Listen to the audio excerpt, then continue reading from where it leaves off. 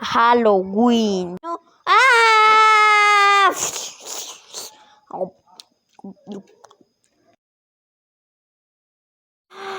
¡Ah! No, creo que ya tengo sueño. Voy a ir a la cama a dormir. ¿Ah? ¿Qué es eso? Tal vez fue un gato. El viejo con un cuchillo. Voy.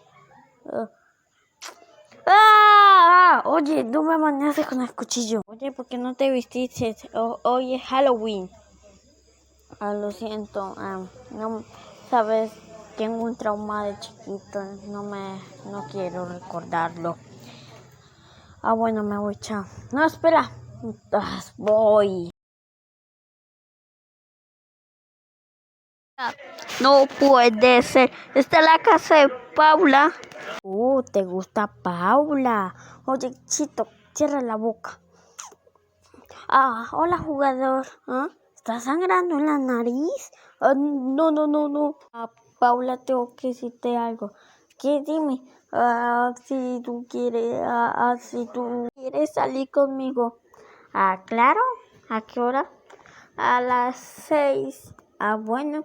Vamos, jugadores. Espera, no. Estos dulces están ricos. ¿Está bravo, jugador? Sí, me arruinaste el momento. Ay, Teddy, nunca cambia.